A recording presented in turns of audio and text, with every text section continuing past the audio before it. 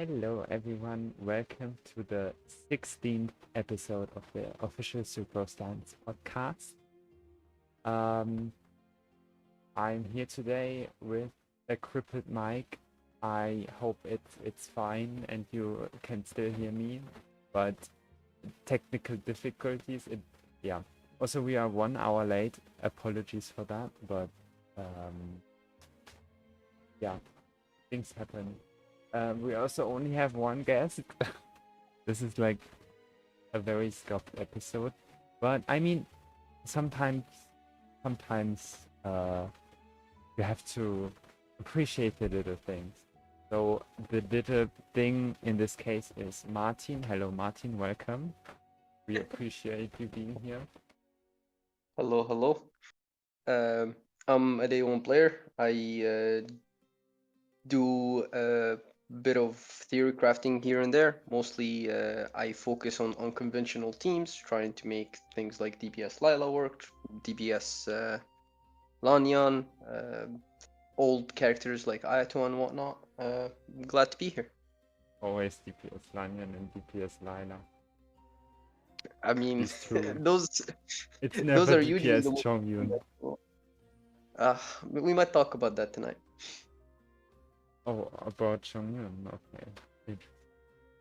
Um. Okay, so I mean, today's topic isn't really. We're just going to yap about the abyss, basically. So, this abyss, it is very interesting. It is an interesting abyss. Um, yeah. Overall thoughts. Do you want to Hmm. start?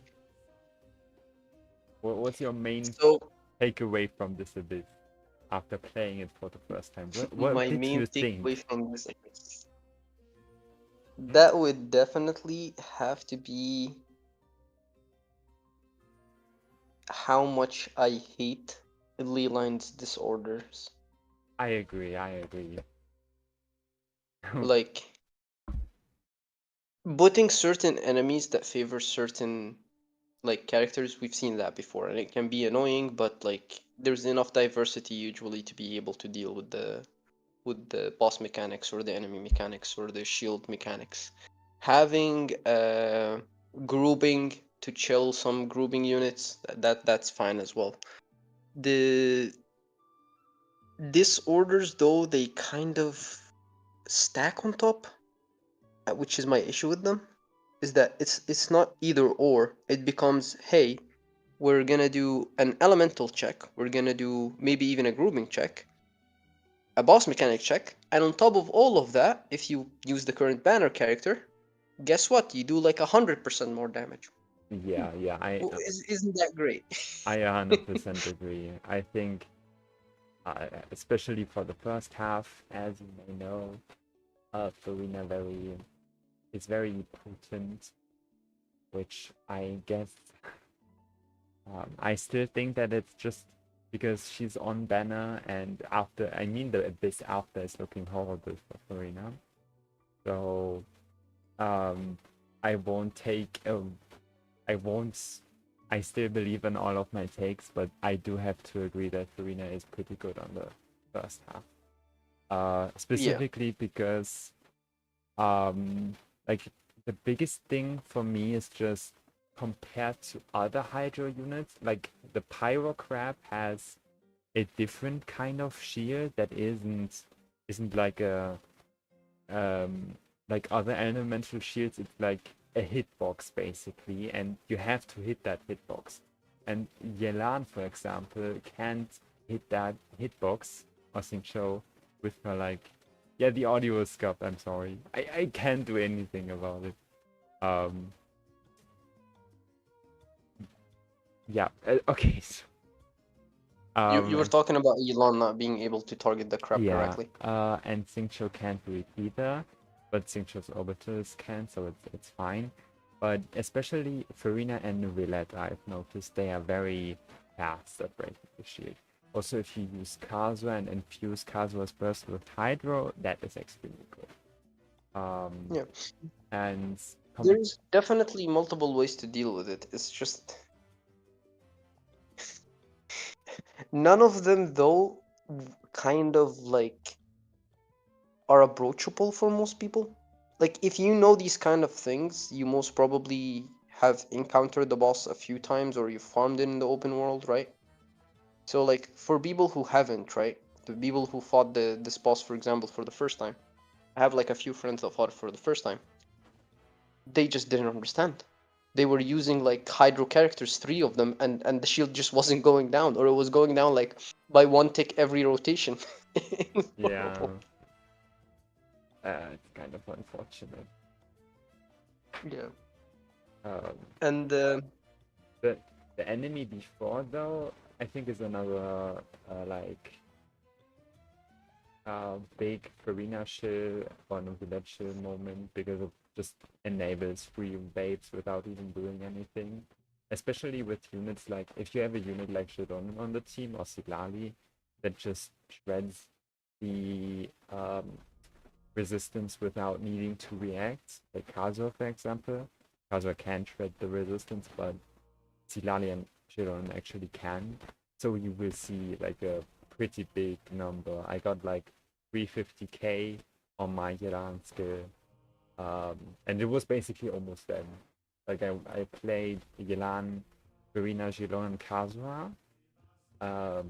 Yeah. I have C2 Verena to be fair, and Aqua Yelan. But it was still seasonal Yelan, and that enemy was evaporated in the literal sense. It got vaporized. yeah, that's one thing that a lot of theory crafters, I think, more like underestimate being able to stack resistances, because usually the formula, right, doesn't favor resistance, since if the resistance goes below 0%, then the Genshin formula literally forces it to be half.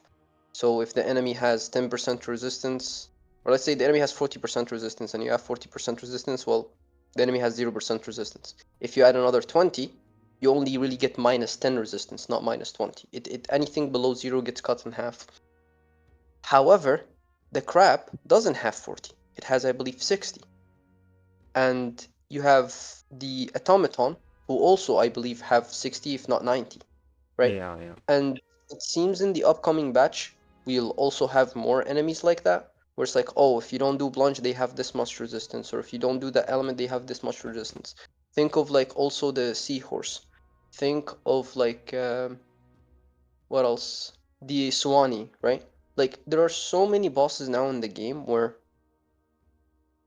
you either have the characters that can counter them, like straight up, or you just run a bunch of resistance. And Yeah. as it turns out, both Shilonen and Kazuha are pretty good characters in general to have on an account, since they, well, are being used for multiple characters. So being able to slot them into a team and just run two really strong like core is pretty good. It's just the issue with that usually is that there aren't that many characters that can afford two resistant shredders without their damage falling off a cliff, right? Like you can think Arlecchino with Bennett, you can think Nuvolet and Farina, Yeah. I guess, but at that point you don't even need the core we're talking about, this abyss. Yeah, Varesa Janssen Double, could also pull it off, I think. Or Clorandi Janssen. yeah, but that's what I'm talking about here, right? Is what characters don't need two supports, or like don't like they only need one other character, right? Yeah, yeah. Like Arlecchino only really needs Bennett. Nuvalet doesn't even technically need Farina, right? And then you have technically Mavuika and Citalali, you could argue. Those are could be enough. But that's it really. Like most other characters are unable to just function with one unit. Assuming you're forcing in, the Kazuha Shilonen. So it kinda increases their value. The units that just only rely on one single unit, which I feel like Verosa, the upcoming character, might be that. She seems to not really rely on anyone other than Eonson, so she probably wouldn't mind you running double resistance, because she just gives herself most of the things she needs, like damage, attack, crit, and all of that. So, it in a way, I feel like the whole argument don't run double resistance because it's bad is becoming less true. It's Yeah. still true, but in certain abysses, it can literally be like the answer, the easiest way you can clear. Yeah. And I mean, the resistance thing is like one of the reasons why, in my opinion, um, a certain someone talking about Gilonen falling off isn't really true when like Gilonen's resistance, I mean, that is her kit. She does basically, um, that's what she does. Like, technically it's scroll too, but like, a scroll is an artifact set, not in her kit. So I think Gilonen is the best at being flexible and shredding resistances, and obviously being a healer. And I think using Gilonen, the fact that you can use Gilonen in a lot of teams, and no teams will complain about a Gilonen, except like Animal and Dendro teams, makes it so that for these like high resistance enemies, I think Gilona would always be a good option, and especially the Bennett Jansan Mavrika team that's like coming soon that has theoretical higher damage could potentially do less damage depending on the resistance. So, but It is pretty funny though to have like 140k DPS on free-to-play investment. yeah, I I Oh think god. I I will give my entire opinion on the team when it's out, because I'm also not entirely sure. I feel like we need Yeah. to be very critical. I mean, there's one thing we know for sure, which is that like Mavuika might finally be playable now. You know, like I feel like finally she might get a chance to shine. So it's a good thing that they are buffing Mavuika. She definitely Yes. needed the help. Um, I sarcasm. I hope most viewers here know sarcasm. Okay, but like, So um, yeah. what's what was your favorite team for the first half? I already know your answer, but you can just tell it out. Okay. Can we just agree that any team that involves Farina is out of the argument? Like we just don't talk about Farina, right? Because I feel like unironically, and this might be a hot take, this Abyss specifically, if you have Farina first half, it really doesn't matter what else you're running. Like as long as you're not running anti-synergistic teammates, you're running like even cope teammates, you'll clear more than comfortably, right? So I'm not I gonna mention teams that have Farina. I'm Uh, I kind of disagree. I think all right, I have fair enough. C2 Farina right now, and I was playing multiple like, okay, not too many, because I was just struggling with the teams, because I think specifically Farina and Yelan, or Farina, even Farina and Xingqiu is very good, like on the first half. But like, I was struggling kind of with a Hytham Quick Bloom, and it just felt very bad. Also because, I mean, using a weak healer like Cookie is uncomfortable. I usually don't have skill, sure, okay? But somehow the Electro and Pyro Lectors, they just comboed me literally every time. I tried to swap into Nahida and she was dead after like 1 second. And I Cookie remember too. also a friend of mine getting like wombo comboed by Overload like 5 times in a row till they died. They just got stun locked. Yeah, it's kind of, and the fact that Karina, outside of like team-wide healing teams, I mean, she does like like usually units are at around 50% HP, so they can easily be one shot by like heavy attacks, and I think that's a bit uncomfortable. I'm usually not one to talk about skill issue gameplay, but I think playing Farina, unless it's like there are some hard Farina teams that not necessarily guarantee like a comfortable clear, but I do think that Farina has a lot of potential on the first half. And just running Farina with, I unironically think that Xingqiu Farina is good on the first half, like just for comfortable clears. You can use them I mean, the together. damage reduction from Sinchu, yeah, could also Yeah. help because there is a survivability check to teams that don't run, like you said, a lot of healers. It's just that's why I said like as long as you're not running anti synergy with Farina, right? So you're running a healer, but let's say it's a bit of a cope healer, or Cookie. Why is you're not Cookie running feeling like the so bad? strongest possible carry. But because the thing that Farina offers you first half is you don't have to worry about the crab anymore, right? The crab is just Yeah, gonna the, die. the crab is, So it's just yeah, going down checked. by itself, right? The lava burst, the lava elite right before it, Farina is gonna be like hitting for 100k on like any reasonable build. It's completely fine. Like the Craboletta that is, right? Not every single health. So that leaves you with what? That leaves you with the The uh second chamber is Hydro mostly, check, yeah, second right? chamber is On the mostly first just half. the, yeah. Hmm. I- I- And then the second chamber, I forgot It's what was just the enemy.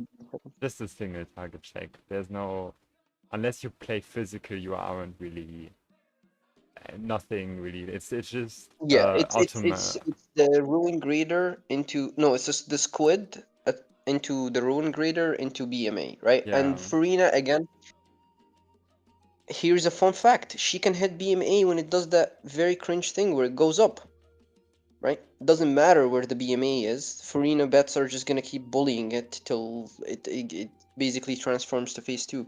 So like this is why to me at least like Farina being in that team is like worth half the team almost.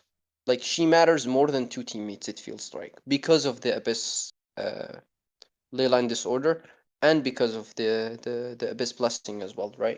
And that just allows you to worry a lot less. Like sure, double hydro is gonna make you have a really good clear, but you can manage it with solo Farina if you have like any form of other application, like you have an electro character that can apply a decent amount of electro, or you have an animal character, which again I've realized we ended up talking about Farina the whole time, which is I feel like it's just a waste of time because Farina is good. I don't think anyone is gonna debate. Oh, she's not like probably the the the second, if not first best character to bring first half. So what I wanted to actually say as one of my favorite team is Animo teams in general. And when I say Animo teams, I don't mean Animo DPS teams. I mean teams that can slot in an Animo unit like Kazuha, teams that can slot an Animo unit like Lanyon, teams that can even put an Animo unit like Farazon, right? yeah, Uh, Being able to swirl the Electrolector shield into the yeah. It's Pyrolector pretty shield good. Yeah. absolutely annihilates it. Like if you swirl the Pyro, which because it has a higher priority, most people will do that. Forget about the Electro Shield. It's just gone, right? And if you swirl the Electro Shield, it will help you so much with the Pyro Shield. So as long as you can manage to swirl a useful element, like you didn't somehow, I don't know, swirl Cryo or something, you'll be fine. Like it will deal with the shields entirely. Another thing that's really good about like just animal characters in general is, for example, the grouping, because some people might not know exactly how to deal with like the lectors grouping and whatnot. And while you can go from the side and start using Sinchu abilities and stuff to push them into each other, doing just one Sucrose E or like a Lanyang Q or a Kazuha, hold E in the middle basically guarantees they're on top of each other. Which means that all of the sudden, all your single target hits can actually become multi-target. Yeah, true. So that also helps a lot with dealing with the lector. Um, and animal units could fuse Hydro to deal with the crab, so they're also pretty good at that. They, generally speaking, uh, you won't have a team so strong to the point where you'll like kill the Ruin Grader, let's say, or the Squid in like a quarter of a rotation or like half a rotation. Most teams will like take most of the rotation to kill them, so you can refresh VV. It's not that big of a deal. Yeah, true. Uh, So yeah, I really like animal teams, or any teams can slot animal first half, because they just kind of deal with the deal with the elemental checks without you having to necessarily run like the best hydro units in existence. Yeah. Um, which gets me to the other point, which is, I guess, if I can talk about aggravate teams, Yeah, sure. they were surprisingly good because Dendro just annihilates the Electro Shield, That's true. and That's then you can just use the Electro to focus the living hell out of the Pyro Shield. Um, they don't have any issue in dealing with either side, surprisingly enough, because as it turns out, second side is the Dendro Chicken, which takes a lot of damage from, well, Electro units. So as long as you're running more of an Electro character, even though I ran Alhaitham versus the Electro Chicken, it wasn't the best, but the Electro Chicken usually doesn't have that much HP, so you can still like comfortably deal with it. yeah. I was using Uh, Kinnick. It was not fun, yeah, but it's you fine. do a It's lot fine. less damage, but it's still clearable, right? So Yeah, but I it's fine. do. For Kinnick, I want to say that don't play Scroll Mavrika. You need to play Deepwood Mavrika because the Dendro Chicken just has a ton of Dendro resistance, and the woman also has Dendro resistance, I'm pretty sure. Yeah, So the resistance shred is more valuable than the Scroll buff. But yeah, most probably, yeah. Especially if you're running, because I assume you're talking about like double Dendro, right? With Emily and yeah, double Kinich. You're not Dendro. just talking about Kinich. At that point, yeah, the running Deepwood is good. But also, Chamber 2, forget about the triangle. The triangle is basically a bunching bag if you're running a Dendro, if you're running an aggravate team. Yeah, that's Which true. then leaves you with the only issue. That being the funny automaton. Yeah, it has. I honestly don't think the automaton is that bad also for aggravate team, because if you're running Alhaitham can get up there. If you're running Kitchen can get up the rock, right? Yeah, I If you're haven't. not running those two characters, let's say you're running more like Clorent, you can probably fit a Kazuha in there and he can deal with it. You can even put a Zhongli, right? Like that's the good thing about aggravate teams. It's like both the bad thing, which is that they don't usually have a really good fourth slot, or like a mandatory fourth slot, but it's also why they're so good at dealing with the automaton, because you can always just put a Kazuha or you can always put a Zhongli. Like you're not restricted to 4-man core. You can always have one flex slot that allows you to deal with the automaton. And the automaton does take a lot of damage. Once you do the mechanic from it, it takes like I think 10%, 15%, if I remember correctly, of its HP. So that's like Yeah, true. 30% does the mechanic twice, which most teams will take, well, around two, unless your team is really strong. So that like it helps a lot, right? With Yeah, versus like a 4.4 million HP. So yeah, like those are the two teams I want to suggest for now, right? yeah. Don't get insecure if you're like second half. Even though it like is only one enemy, it's taking longer than the first half. I think the first half is just very easy to deal on Chamber 3. It's very easy to deal with. It's just the crab which dies pretty quickly if you have Farina or like any hydro team and the like other enemies, the pyro thingy that dies instantly. So don't worry about like taking a lot of time, taking a long time. I use Chlorant C6 since I pulled Chlorant C6, and I need to rotate the enemy just because I don't have. Yeah, the resistance is way too high, and it also has 5 million HP for some reason. I don't know why, but it has a very high HP. So how many effective HP do you think it has? Again, there's a Well, I way know it to. has 4.4, but that's not effective HP. That's just the HP pool. Yeah, With the yeah, resistance, it really depends on what team you're running, right? Like you said, if you're running D-Bud, which speaking of which, by the way, someone was mentioning in chat how like they love how Mavwika is dealing grass damage. We're not talking you're using D-Bud Mavwika as on-fielder. We're talking about the sacrilegious thing, which is running Mavwika as support.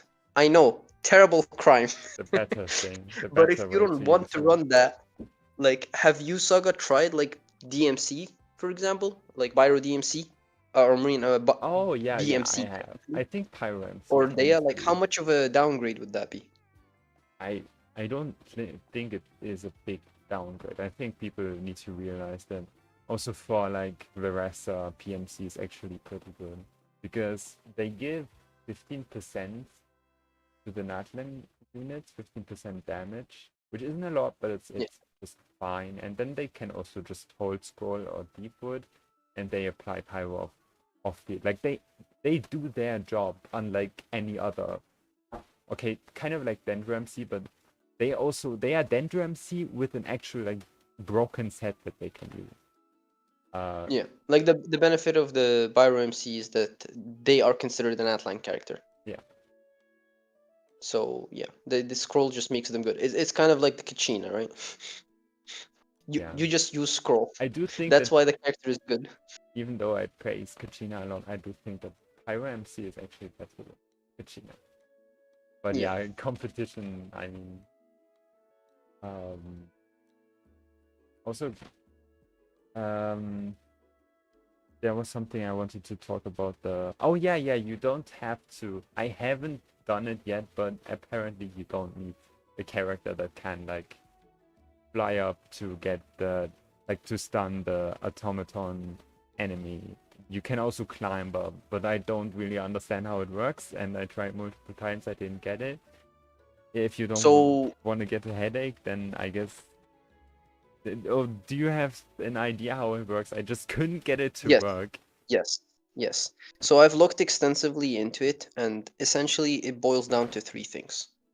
It depends on what type of model you're using. Yeah. Because believe it or not, female models are better at doing it than male models, and medium models are better at doing it than tall and small models. And the reason behind that is because there is this really small ledge that if you're too short, well, that becomes the issue that you're not able to do the climbing animation. And if you're too tall, you can easily do the climbing animation, but the issue is your head collides with another hitbox and it throws you off. So medium female, so like Ayaka, like Fischl, like Emily, those are like the best model you can use in order to do the climbing thing. After that, you can go for stuff like Nahida and like Diona, so the child model. And the way like my issue with recommending it to people is yes, it works. Yes, it can save you the hassle of needing like one of the 3 units that can climb the phlogiston rocks, or like a unit that can just straight up go up there through teleportation. Most people won't be able to replicate it unless they take the time out of their day and go fight the boss in open world and actually learn how to bullet off consistently. It's something to practice. Or you're comfortable. Yeah. Or you're comfortable with reset impact. And I feel like most people who are comfortable with reset impact,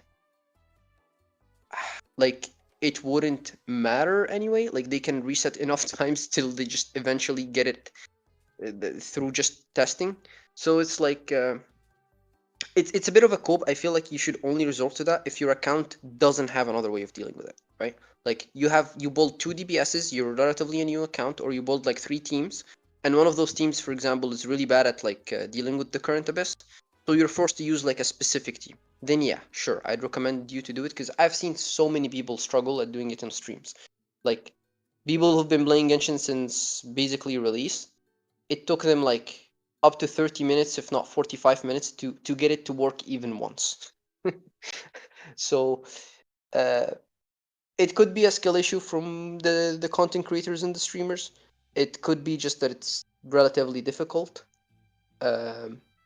Generally speaking, I think it's a lot better to just run the damn mechanical unit that they want you to run, even if your team takes like a DBS hit, or you run one of the alternatives. Like, I feel like the conversation talking about climbing it is a lot less useful than talking about the characters that naturally can just go up, right? Like Zhongli, like Albedo, like Kirara. In her box form, she can just jump up there. Like Gaming, for example. Any variation of Keqing, right? Be it like the normal Keqing, the Geo Keqing being Shirori, Dendro Keqing with Alhaitham. Lanyon could also do it. She can just straight up go up there. So it makes more sense to use one of those, right? Because they're like versatile characters. Like, the only character that can get up there that I would actually not recommend you like try to use him is Kanich. I've seen people try to use Kanich. It's hell. Kinichi just auto-targets into the automaton and refuses to use the grapple to actually get up there. It's like very clunky to say the least. But it is doable, right? And it's probably more doable than having to climb it yourself.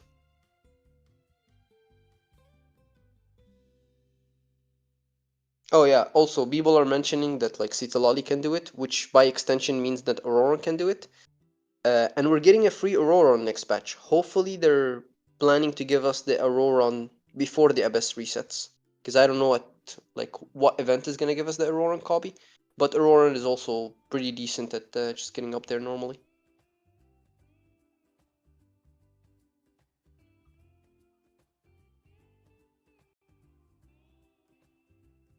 Hello. My mic is constantly dying. Yeah, I was a bit worried there. Can You you were hear silent for a me? bit. Yeah, no, I can hear you. I think even like the muffle is gone now. So Wow. good job. Well, okay. Yeah, I just plugged it in and out. Out and in. Yeah, whatever. Um, I won't touch it, so it hopefully stays this way. Hopefully, hopefully. Yeah, I just wanted to say that uh I I forgot. It do be like that sometimes. We were yapping about the automaton Yeah, I and just how characters can climb up there, yeah, or certain characters can just go up. I was going to talk about like a specific character, but I forgot which character it was. It was probably also Silali. Maybe, yeah. Citlali and Auroron are pretty good at doing it. Um yeah, just more teams that we can what's your favorite team for the second half? I really liked Clarent, but I mean my Clarent is C6, so but think just Electro teams in general, obviously. Like Alright, it's my time to chill, my boy, Jamal. Also known as Gaming. Gaming is so unbelievably strong second half. I If you agree. have a Gaming and you heard is not that good below C6, forget that. Not for this abyss. Gaming at like low constellations, right? C4, even C2, even you know what? C0 Gaming, right? With a pretty decent build, he's gonna absolutely annihilate second half. You play any variation of a melt team, or even a vape team. If you have melt, it's worth the clunkiness of melt and auras, because you'll get a lot more damage. He just absolutely destroys the second half with minimal effort. Yeah. The atomic the automaton is not an issue for any Garmin team since Garmin exists. The Dorito boss, as I like to call it, Asmon, or some people call it, you don't have to worry about it constantly disappearing and appearing because Garming does a lot of damage, so you can just do your rotation when the thing appears. And one of the biggest downsides of Garming is energy, but once you destroy the two spinny like things he throws at you, they give you a lot of energy back. So Garming doesn't care about that. And for the Dendro chicken again, Garming is just gonna absolutely annihilate it, right? Like the only downside you might have is if it starts running, which I don't think it would do that if you're using a Garming team because you're applying Pyro to it and not quicking. So yeah, Garming is just insane, and by extension, that allows Luke. the Luke and any variation of the Luke to also be really good second half. Yeah. I ran the Luke second half. It's The super Luke simple, plunge, right? super easy. Yeah, you just play the Luke Blunge, you play any team with Shenyun, and it will absolutely annihilate the second half. Yeah. Uh, Regarding Seedlali, I think the Seedlali version is especially getting shit because like playing Seedlali instead of Farina, it's a lot less damage percent, and Gaming inherently also. Did my mic get? uh, Is it fine? you lagged for a little bit there, but it's okay. You can try again. Which part did it not catch? You said Gaming something. Yeah, basically Gaming is very damage percent starved in the like Silali team. So he really doesn't get a lot, especially if you play like if you're going to play the Jansan Bennett version in the next patch, that one especially, like with Silalion Instructor or something, that you really don't get a lot of damage percent. So the 75% damage is just Oh no, he's dying again. I think what he's trying to say is damage percent for Gaming is pretty good. It's one of the best buffs he could have probably received. Saga, are you with us in the room? Give me a sign. hello. Yes, Um, alright. dam yeah, damage percent is very good. That's all I had to Yeah. say. Yeah. Um, Which other, also reminder for any viewer that doesn't watch leaks, we're getting Shenyun next patch. Um, so I mean, I think that the potentially could be a reason for people to go for her. Not saying that you should go for a unit to clear one abyss rotation. I'm just saying if you're stubborn enough, or if you really hate the Natlan variants or the characters to do the climbing mechanic, Shenyun basically allows all your characters to do that. um, have you played Zhao on the second half? So I've played Zhao first half. I don't remember if I played him second half. The issue with Zhao second half is the setup is too freaking long. It is So a by the very time you long actually setup, start yeah. doing damage to Asmon is gonna be like Sia. So you could potentially wait. I don't have any doubts that the best team for Gamin, right, being Farazan, Farina, and Shen Yun, would still be able to clear very comfortably because Asmon doesn't have that much. And usually a Shao with a decent build with that team is gonna have like what, around 100k plunges, 150. It's more than enough DBS to deal with Asmon. The issue becomes the automaton. You don't really have a lot of resistance shred when you're playing Shao. Yeah, but at You least, have like the resistance shred from Farazon, and that's about it. but at least Shenyun is also good at like doing the thing, right? Like getting the Which technically doesn't matter since Chao can do it himself, right? yeah, but you would need to waste like his Yeah, you'd have to be in or like burst. you Which would have honestly, you like, would that's the one thing I hate about this boss is that when he does the mechanic, if you're in mid rotation, there goes your rotation. yeah, There yeah, goes I your energy zone, agree. It's very annoying. right? Like the clear time difference I've noticed when I've seen people clear Abyss and when I've done it myself between people who manage to sync their rotation with the mechanic, so they're not in the middle of the rotation, and people who are in the middle of the rotation is huge because you really like do a lot of damage when it's down, but it doesn't stay down for that long. I don't know the exact number it stays down, but it sure as hell feels like 10 seconds. It's probably a bit more than that, but like whatever damage you're gonna be doing around that 10 seconds, I want to say it's like 50% more than the damage you'd be doing when it's just Yeah, like yeah. active. Could be more So than it's that. it's very very important to have your stuff ready for the automaton when it goes down. If you're spending time like setting up your rotation, or if you're setting time funneling energy, honestly, in my opinion, it's worth a reset, right? Assuming that your team doesn't have enough damage to clear in time, that is, right? Like it makes a pretty huge difference. Yeah, yeah. Uh,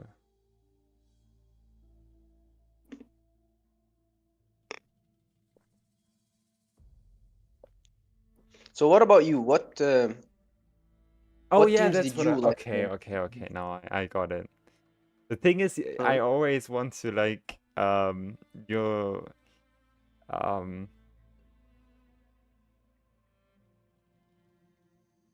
I always like by the time you end your take, I always forget what I like. I have an idea snap into my mind mid while you're speaking, and then it's as soon as you stop speaking, it's gone.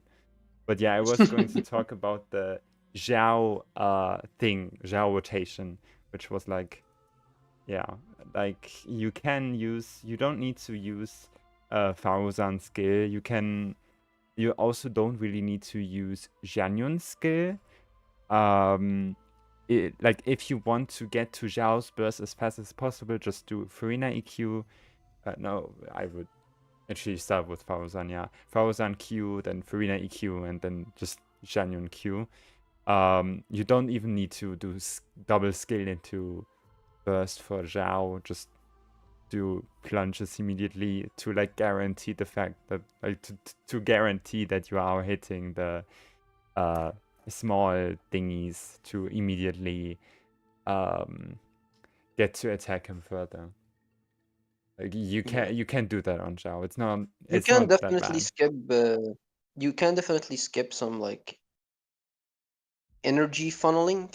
I want to call Yeah. it for one rotation to sacrifice the next rotation because it's definitely worth it, right? Especially that if I remember correctly, it tends to move right after the mechanic. I'm Yeah, not no, it 100% sure, does. but it feels like it has a high probability after it's stunned to just shift to the other side. So let's say you're playing Bennett.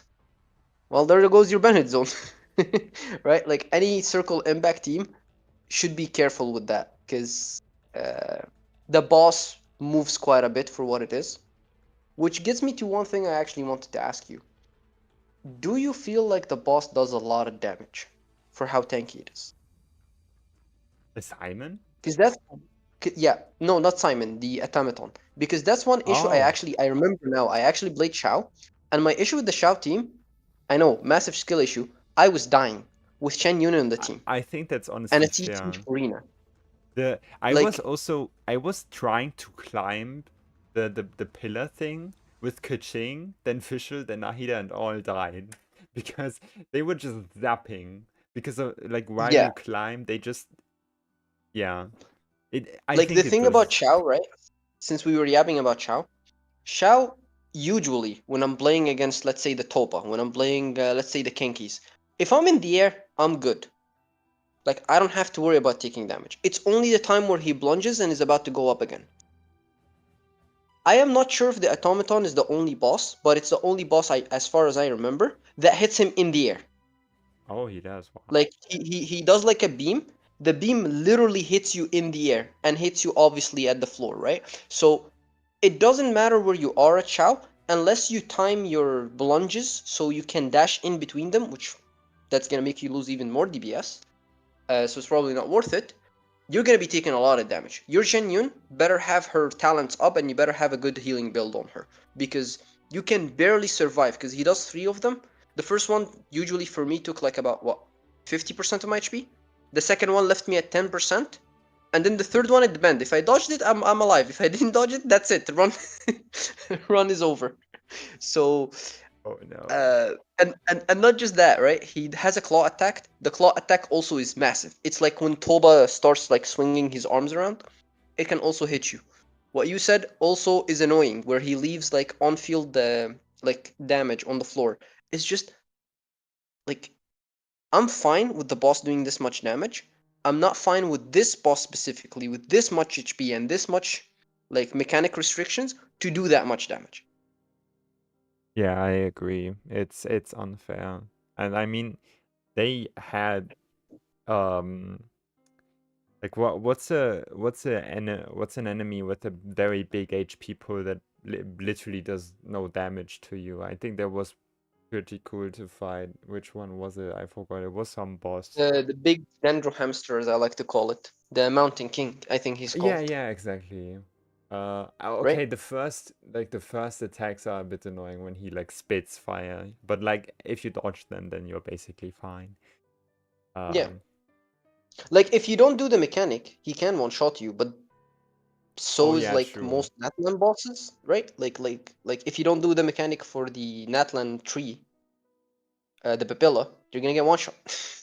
Yeah, so If you don't do the mechanic for I think even like the Golem, you're gonna get like almost one shot. Like there are so many bosses anyway that like you do mechanic or you're basically gonna get one shot unless you have like a really tanky jungly shield or something. I And still even then you're gonna be like on life support.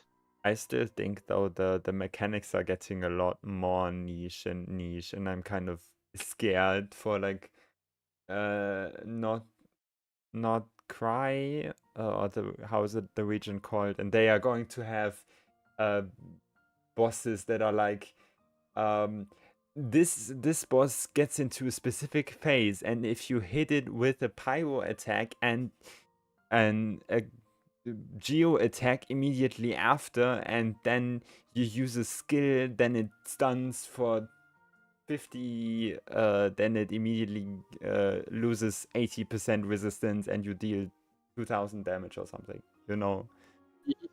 Like I'm scared because I mean look at all the like checks. I mean Geo Wishap had the shield check obviously, then the Cryo Registwine has like the Cryo Shield, which is pretty easy to break. I mean this is even like you can break it with Pyro, Electro. You can even play just by using a Claymore or something. Like it's mostly Yeah, about elemental application, and then I think it's fine. But if it's like pillars you have to climb in a very specific way, or like characters that can jump high, I feel like that's not a good direction for the game. And also Papilla to some extent. Like if it, I think it shouldn't have. Even though like I think like characters with a lot of hits are still better than most Natlan um cast. of the Natlan cast against this boss. I do think they shouldn't have made the mechanic in the first place that it's like better if you use Night Soul damage, because why? Yeah, I mean the racism in Natlan in general leaves a sour taste in everyone's mouth, right? Where it's like, Yeah, we oh, love Ianfa needs a lot racism. of character to move, or you're Natlanese. Oh, This boss needs a frick ton of application, or you're Natlanese. This there's set is fantastic. there's a Only if you're Natlanese. there's a Oh, message. Abuika can get her burst pretty quickly if you do a bunch of normal attack. Or you're Natlanese, or your name is Shilonen. So, like, every single Natlan kit has some form of racism, some way, shape, or form to make it like, hey, they want to play with each other. They don't want to play with other characters, which Yeah, then leaves us into what you're talking about, which is what happens after Natlan. That's one concern I've seen a lot of people have online is okay, it's fine as it is in Natlan, but once we move on to a different region, these teams are just going to be locked into themselves, or at least that's what people are scared of, right? So if we get a new support, let's say like Chevy, but like for I don't know, for burning teams, well, are you really going to be able to fit it in a Kenichi team?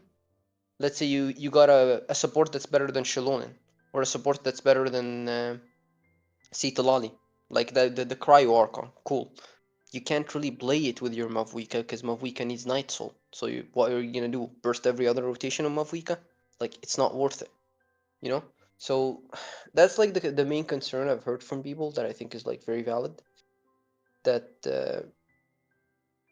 it would be nice if we didn't have this racism in every single kit. Like you could make it for like the 5 stars, let's say, or incentivize it for the 5 stars, but they're incentivizing it even for the 4 stars.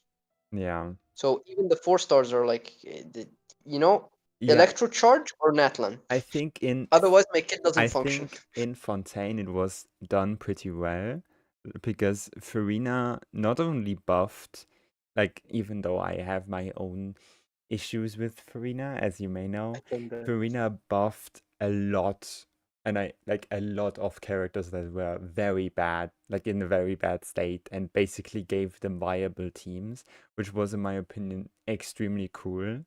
I love seeing that. And while she was also very good with newer units, I think the fact that she like also works well with older characters. Same with like Nahida or something. Like Nahida was also pretty big for like um Nahida C2 at least is pretty big for Keqing and Keqing players back in the day, like when Nahida released.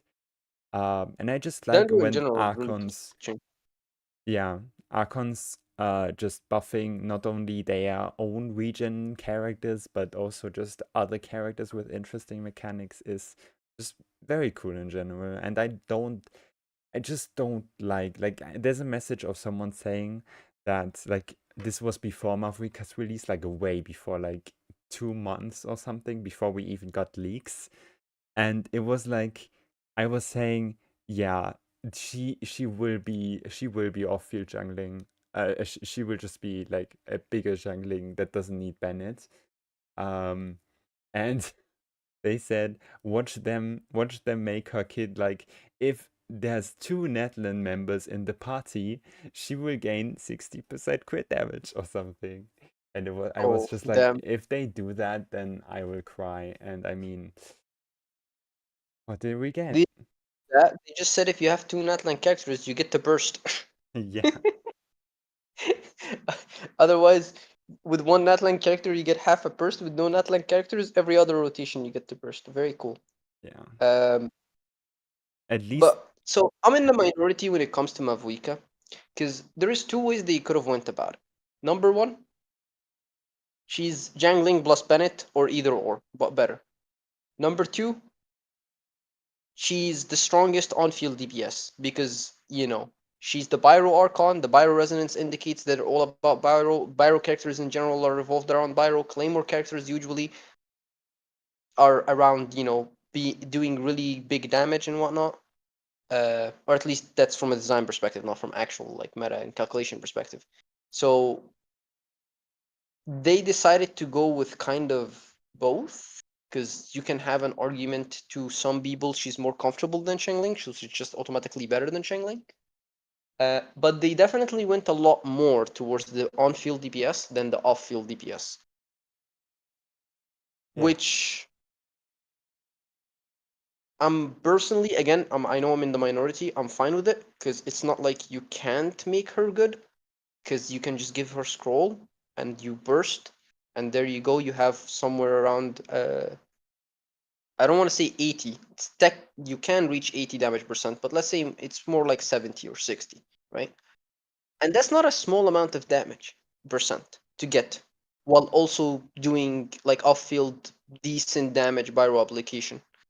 So I don't think like the character is bad when it comes to off-field. It just would have felt a lot better if her C1 was in her base kit, right? For off-field purposes. Because Yeah. then she wouldn't need units to burst every rotation, and her uptime would have been longer, and the 2 extra hits I believe that she would have made her damage a lot closer to Shangling fully buffed. I was just going to say that at least I will quickly. Oh wait, the music stopped. Oh no. Just because just for the Natlan thing, at least it makes sense from a story perspective. Since like they are dependent on their own like strength and stuff and supporting each other in combat. So yeah, from that angle it does make sense. Yeah. Do I think I think also the reason like it kind of makes sense that the enemies are or like the characters are excluded. By the way, I don't think that lore justification should allow units to be stronger or weaker. I think we should separate the two. But if we're talking about lore, technically the reason there is Natlan racism is because of the whole YAP thing doesn't allow them to go outside. If they were to go outside of their country, bad things happen, right? I'm not sure if they die, but like the wire basically doesn't allow them to give like to have blessings outside of Natlan. So that's why they're kind of isolated and they kind of like you said, they work together rather than work with other unit. Because from a lore perspective, they weren't allowed to leave Natlan till we dealt with the crisis. yeah. But we're getting way too sidetracked from the abyss. Yeah, I was going to state another take regarding the take you just yeah, C1 base kit. Yeah. I think C1 shouldn't like yeah, I would have made C1 base kit and then nerf her burst numbers by a bunch so that she's not like doing that much. I think it's okay to have a support and a carry at the same time, but that carry shouldn't gap every like other carry, and then also at the same time support the best teams. Like Mavrika is actually like, even though I do think that Mavrika doesn't really do as much as other supports when just looking at her support potential. That doesn't mean that she's like not in the top teams when it comes to like being a support for teams that aren't Mavrika carry. So Mualani, for example, or Kinnick, or Varesa, which is Chaska. yeah, Chaska, which is mostly the case because, I mean, to be fair, Mavrika does synergize with the Natlan units because we just talked about Natlan racism. But So and again, if we're gonna talk about Mavuika instead of talking about the topic of the episode, I suppose I the did one like the description specifies that we are going on a tangent, so I specifically didn't just want to yeah. talk about Abyss. Yeah.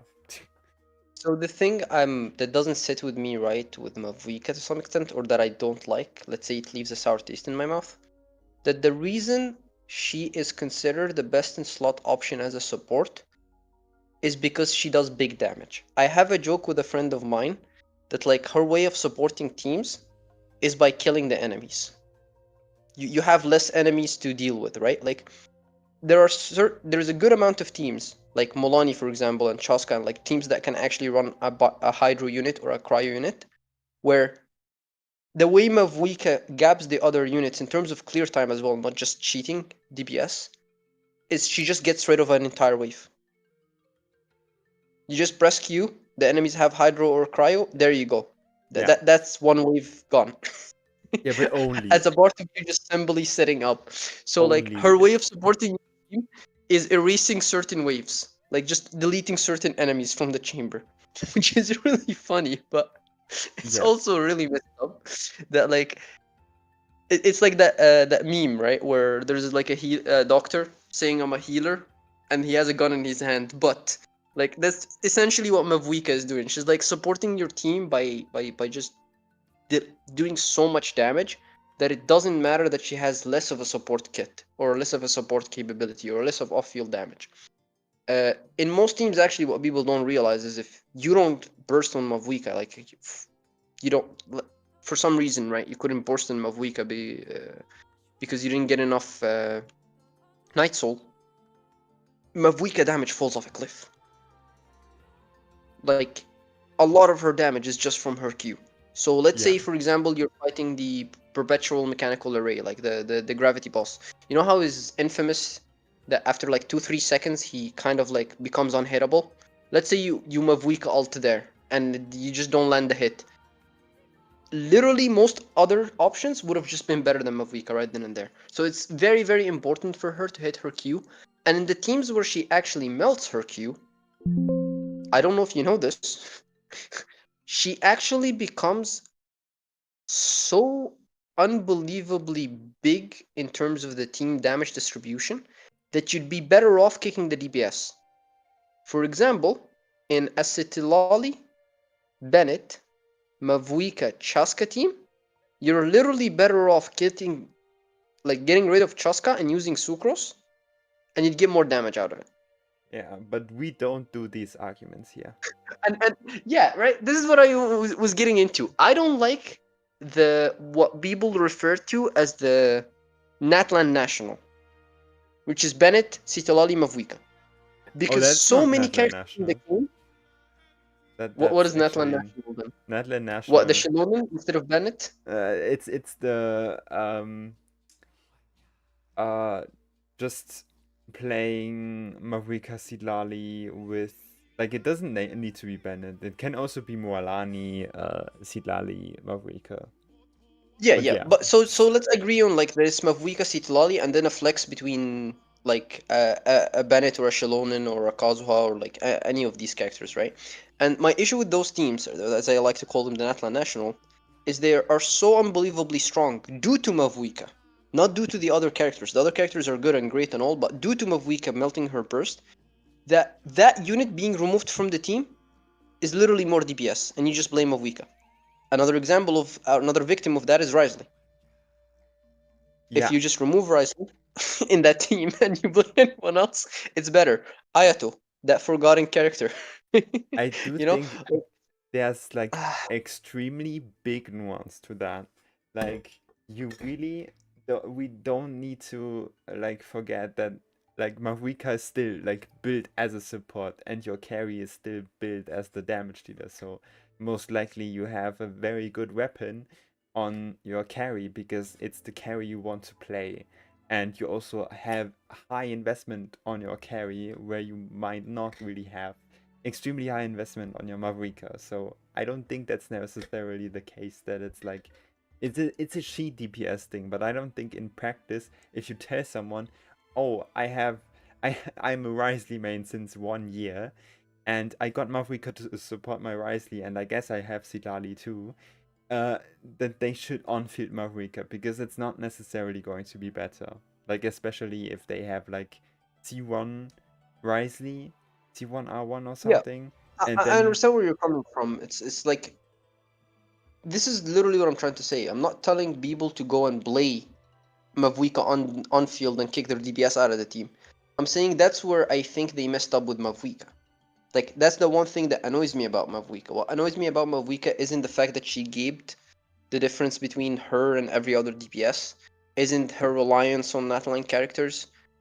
Uh, my issue with her is that her strength is so concentrated in one hit that in a lot of the teams where she was supposed to be a support, she actually ends up making your carry look bad. yeah, I just disagree to that. I don't think like that's going to be the case. Yeah, Yeah, unless you have a very well invested Mavrika.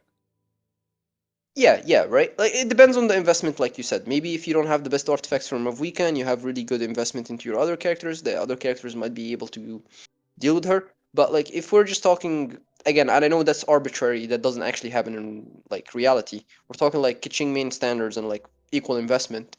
They're really close, and I don't like that. So that's why, like generally speaking, I'm agreeing with you that like people shouldn't be recommending or saying online, kick Chaska out of the team, kick Risley out of the team, kick I don't know Tenari out of the team, kick Kanich, kick whoever. Like if someone is asking you for a good Risley team, that's because they want to play Risley. They want to bunch things. It's not because they want to play the biker lady. The biker lady is just a Y- means to an end. Yeah, and especially people not like I know a lot of people like that complain about Mavrika's playstyle because they think it's boring, and I think it's boring too, and it annoys me. Yeah, Um, yeah. It's like someone said in the chat. It's kind of like national, right? A lot of the time, people told you if you're running jungling and Bennett, just kick the other two and play back in the days, national. yeah. I think I think the worst like take regarding that, which always gives me war flashbacks, was the Navia Mavrika Bennett like team. Um, yeah, with Shilonen. When Sejef was talking about that team because it's not real because you can just run Sidlali instead of Navia. But Sidlali is a limited 5-star that a Navia main won't have. So why is this? Why are we talking about that? Like, why aren't we discussing like Navia's best teams without uh the like perspective that The assumption that yeah, people have every 5-star limited unit. huh? I'm saying with the assumption that people have every 5-star limited unit, which is not the case. Yeah, exactly. Like, if you don't have Silali, I mean, I wonder if like, I mean, would Rosaria also be? Would she actually be better damage?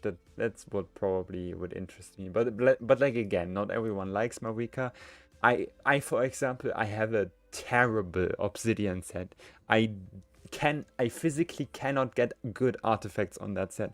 So no matter what I play, I'm very happy to think that Marika won't outdamage my on-fielder because my Marika obsidian set is ass. So I'm very Yeah. happy about that. My EM sense has Don't worry. 2 crit substats.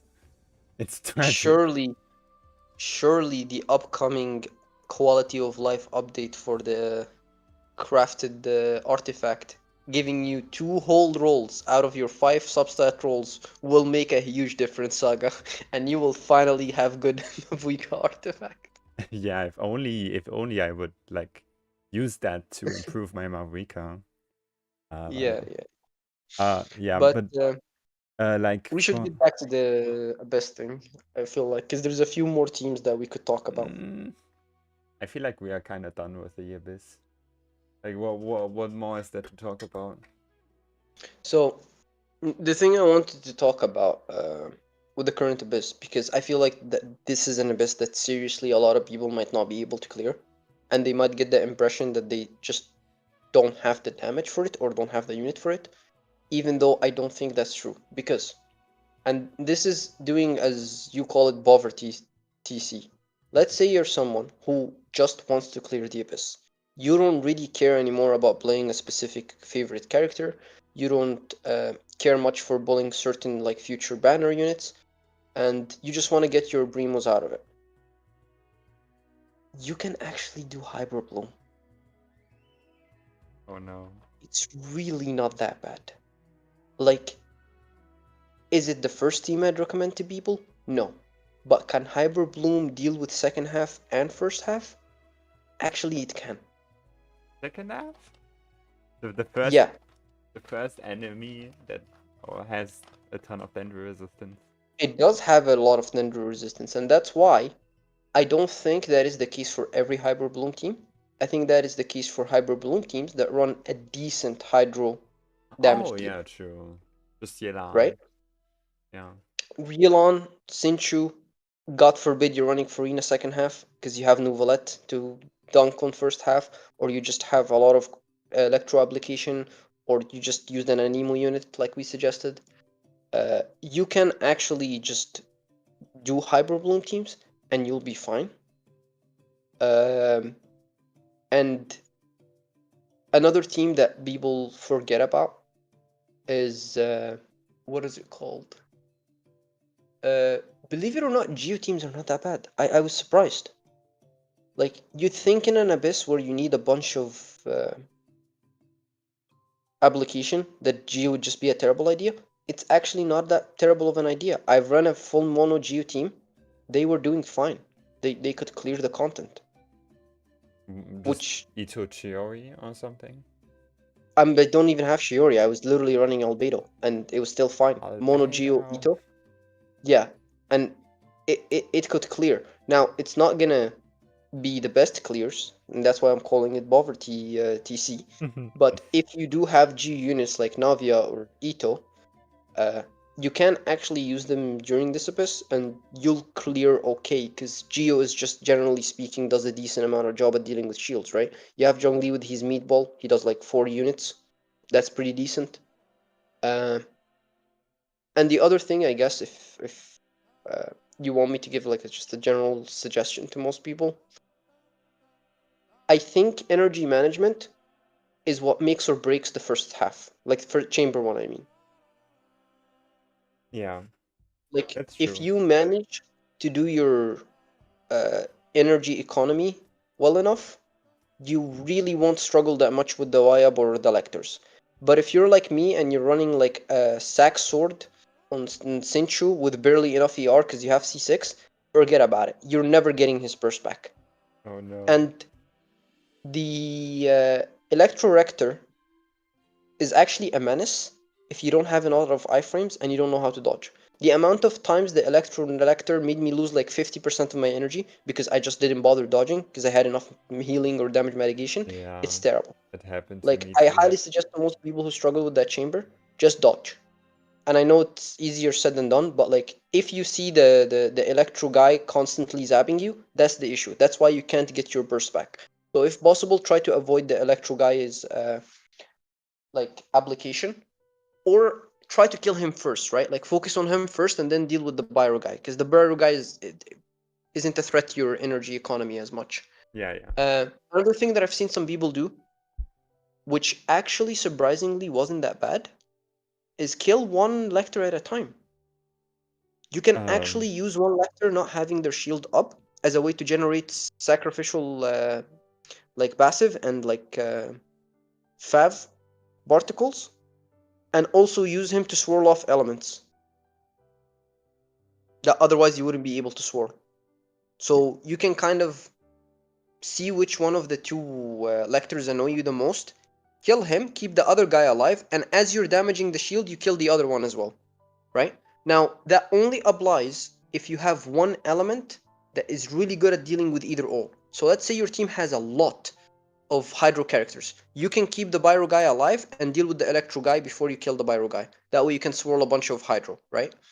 Or other elements. And the same goes for cryo teams. If you have really good and high cryo application, you can kind of keep the Electro guy alive and not switch him into the shield, just so you can keep your energy flowing, right? And deal with the Pyro guy. And as you're killing the Pyro guy, the Electro guy is gonna get his shield. And then since you have so much like off-field Electro, let's say you're playing like an Ayaka team, Ayaka, Shanha, and or like Rosaria, you'll absolutely annihilate the Electro shield. So um, just energy in general, right? It's the best stat in the game till it's not, and a lot of the characters that rely on their bursts will perform significantly better if you just focus on energy more than you focus on damage, or you focus on dodging more than you focus on like dealing with them, because being able to use 1 to 2 bursts before the wipe is really good. And honestly, freeze this first half is also really not that bad. We should probably talk about it. I haven't tried freeze actually. Is it So actually? freeze stops the wipe from getting his from sucking your energy, period. Oh, Like I you didn't can just even perma know. freeze him and kill him.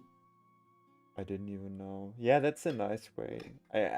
About the wire, I do think it's very important to like cast all your abilities, like cast your Farina Burst right before you like keep your Farina Burst during the while you're like killing the shields, and then like immediately use it when they are defeated and you're like against the wire. So you don't like it doesn't drain your Farina energy immediately. That's something I Yeah. wanted to add. I hope you didn't say that already. No. It's like you said, right? Like freeze is really good first half, and ironically, like it just deals with things. So if you've had a freeze team that was decent enough and you haven't used it for a while, it might be time to dust it off the shelf and utilize it. Um, and yeah, generally speaking, it's the HP in this abyss is not really the issue. Like for the automaton, obviously it is. But for the automaton, there's a lot less checks. Like the only check is basically the automaton itself, right, with the climbing stuff. So as long as you can meet the check for the automaton, and I guess Asmon, but like Asmon is not as bad because if you have Electro, there you go, you're done with the fight.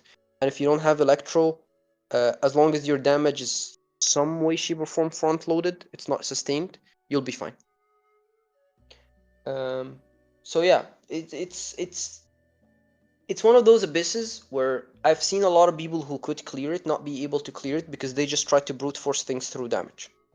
Damage is not the issue of this abyss. It's the elemental checks. If you have the correct elemental checks, if you know what you're doing, you run animal units first half, you run like any sort of electro second half, you'll be fine. You'll be able to clear it, and that's why in the community, actually, I don't know if you've seen that. A lot of people are saying that this abyss is significantly easier than the previous abyss to them. Yeah, I've seen that. Right?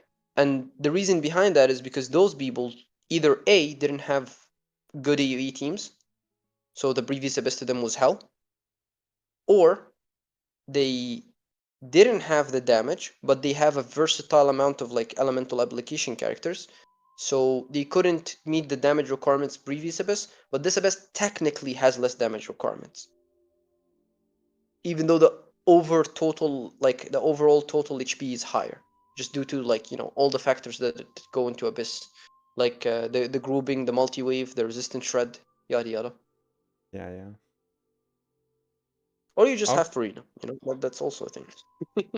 yeah, that's a good way to conclude. Just everyone has Farina. Some Yep. regret getting Farina and some don't. I think most people. We'll see how their opinion on Farina will change over the months. But yeah, anyway, thank you all for watching. I will end the episode at this point since we're already recording for an hour and a quarter of an hour. Um, so yeah. Um, If you want to be a guest in any future episode of the official Sucrose Stans podcast, my profile on Discord is linked in the bio, and you can just DM me and ask. I will see if you qualify, and then you can join an episode. But yeah, thank you, Martin, for joining me today. Next episode will hopefully be with Kinkel again. And yeah, thank you all for watching, and bye bye.